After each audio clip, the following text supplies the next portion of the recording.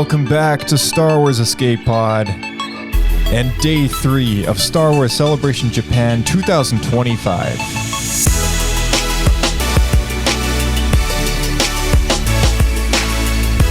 And in typical Lightspeed fashion, we're delivering you Star Wars news and headlines in under 15 minutes. And I say that because most Lightspeeds are under 15 minutes, and they are designed to be that way. However, celebration is celebration, and the news tends to go pretty far. So we're going to try and keep this as quick as we can and get into all the details of Star Wars Celebration, the recap. And the best way we're going to do that is by using our handy-dandy Celebration live stream blog that I have been up to this entire weekend to bullet point this entire event. And hopefully it's been useful for you guys to have these celebration recaps on a daily basis. Before we get into things, if you can do us the huge favor of subscribing to the podcast or sharing this with a friend, and finding us on YouTube using the handle at SW Escape Podcast. The links are in the description below. Really helps us out to have people following and hitting that bell icon and just engaging with the show. And we always welcome the comments. If you have any comments to drop, maybe leave us a comment on this one. Maybe just say what you're most looking forward to for Star Wars Celebration.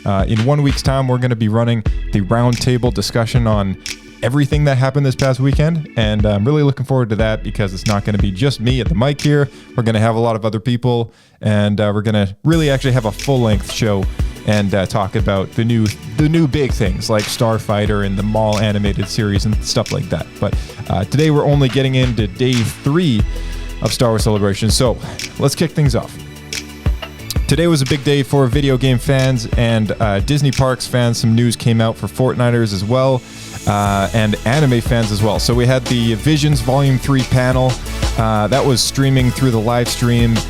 People in person got in person at the panel got a good look at some of the art on stage, but you can view some of it on the stream as well. And Visions Volume 3, as we already know, was coming out this year, I believe it was, or isn't it this year? Yeah, October 29th, 2025. So it was later this year, and they had some big news in regards to Visions Volume 3. 3 of the episodes that they've done in the past, I believe these are Volume 1 episodes, will continue with sequel shorts in Volume 3. So that's 3 of the Volume 1 episodes that are getting continued story-wise, including the Ninth Jedi, which is going to be part of their new sub-project next year in 2026 called Star Wars Visions Presents the Ninth Jedi. So they're going to be following up the Ninth Jedi with an entire series of episodes just dedicated to the Ninth Jedi. The director, Kenji Kamiyama, is actually coming back and continuing that storyline. So they've taken all the big fan favorites and they're continuing those stories, and I think that's really cool because I think it's nice that the ones that were really great get awarded more time to tell more of that story. So some of the episodes are called The Duel Payback. The Village Bride sequel is going to be called The Lost Ones. The Ninth Jedi Child of Hope is going to be the sequel to The Ninth Jedi. They shared a clip from Yuko's Treasure and artwork from The Smuggler. They shared more artwork from The Bounty Hunters, artwork for The Song of Four Wings, artwork for The Bird of Paradise, and an episode called Black. So this season's going to be full of great stories, and if any of you are big anime fans and haven't checked out Star Wars Visions, I definitely recommend it. Both Volume 1 and 2 are available on Disney Plus right now. So October 29th, later this year, and you can catch a sizzle reel online right now. All right, so Fusion Weiyang Kulit Entertainment and Cultural Puppet Group came to the live stage after showcasing a big, huge demonstration on the projector screen in the main stage, and that was really cool to see. Product spotlights for Beyblade featuring a Star Wars collaboration is coming out in the future as well. The gacha loot crate system, we had a bit of a laugh, I guess, when myself and Blake were watching day one of Star Wars Celebration. But in Japan, it's very big to have these loot crate vending machines with toys and little bubbles. I know, there are things that you can find that anyone, if anyone's been to a mall before in North America, I'm sure you've seen one before, but they're pretty big over there. And a company called Gacha is booming right now, I guess, with the loot crate vending machines. So they had all these Star Wars ones featured at Celebration. So it was neat to see people hanging out there all day, I guess, cranking in the toonies. And I don't think Japan has toonies, but all right. Star Wars and Fortnite had a big announcement coming up. Star Wars will take over Fortnite in May, called Galactic Battle Royale on May 2nd. It's going to run for 5 weeks. May 2nd is going to be called Imperial Takeover. May 8th is called The Pull of the Force. May 22nd, Mandalorian Rising. May 29th, Star Destroyer Bombardment. And June 7th is the Death Star Sabotage. So you're going to be seeing 5 weeks of, each week is going to be sort of a mini season inside the bigger season. The story is going to advance. Ahmed Best is returning to this project as Darth Jar Jar, who he played in the Lego Rebuild the Galaxy Star Wars movie that came out about a year ago now. So that's really cool to see. You'll be able to squad up in an X-Wing in Fortnite. New Star Wars gameplay from May till June 5th this season. Check it out. There's a video on YouTube featuring the trailer for this whole event, and they brought out some of these creepy looking Wookiee things onto the stage, and they did a big show and a dance, and it was crazy. Anyway, David W. Collins comes to the live stage to talk about voice acting on the many Star Wars projects. He had some honoring words to say about working with Sam Witwer all these years. He's a great guy. Rosario Dawson joined the live stage as well today. A possible hint that her Leiku could get even longer. I don't know if she was talking about the comparison between Mando and Ahsoka, but maybe we'll get another inch on those things, which would be great. They did some more product spotlights on Stance, which is a company that makes socks and shirts in Japan. They have a Star Wars collaboration going on. All the stuff looks interesting. They have their own mascot for a lot of their stuff, so it was this particular mascot that they put on a lot of Stance stuff, wearing things like X-Wing pilot uniforms and stuff like that. So, Kenny Kamiyawa came to the stage as well to talk more about Visions Presents the Ninth Jedi, which is an extended story that began in Volume 1, and that was Season 1, Episode 5 of Star Wars Visions. So we're looking forward to seeing that. It was very hard to follow a lot of the Japanese presenters that came to the live stage because at home they didn't put the subtitles on the screen, so it was only people in person that got to see the subtitles of what these people were saying on the big overhead screen. But I mean, I hear that it was all live translated by people in a booth somewhere. So, props and, a huge round of applause to all of those people who, did all that live translating. I mean, that's crazy work.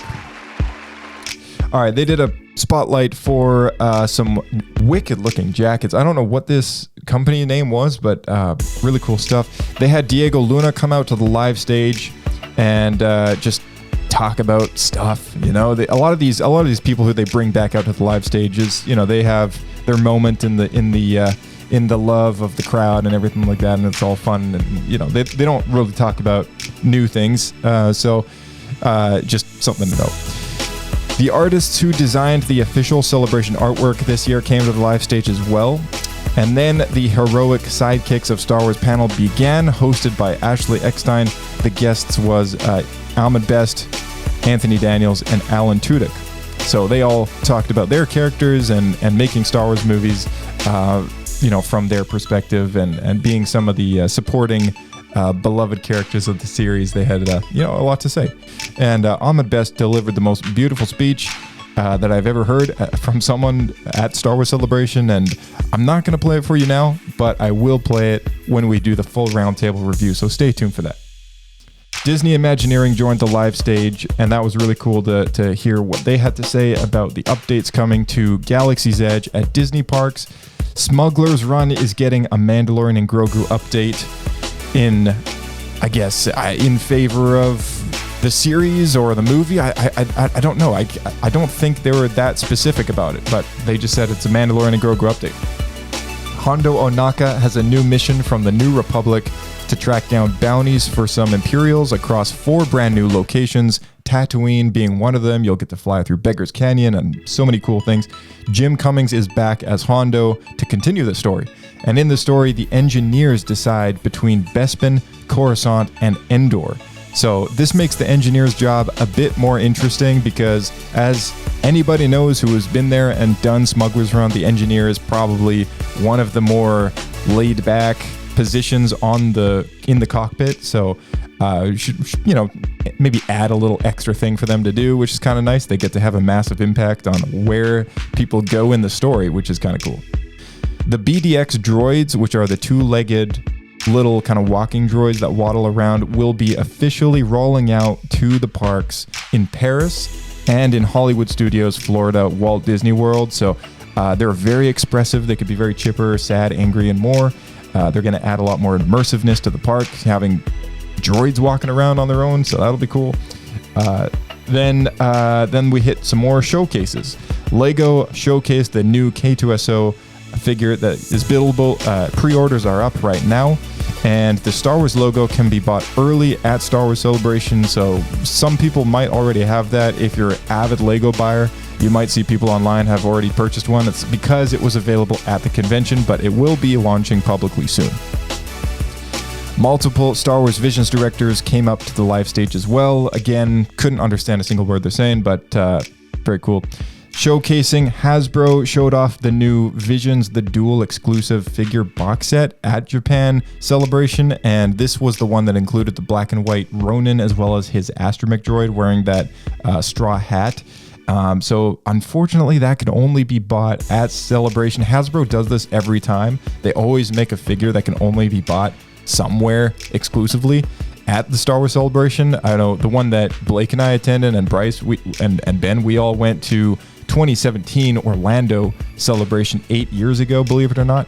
And the exclusive at the time there was the 40th anniversary pilot Luke Skywalker from A New Hope, when they were running the 40th anniversary series of foiled, kind of flashy card back versions of the 6-inch figures. And I remember we got one of those as well. So they do this, and can bite people in the butt, I guess, if they're an active collector and don't attend to the celebration. It means they're going to be paying a hefty sum of money for somebody else's later.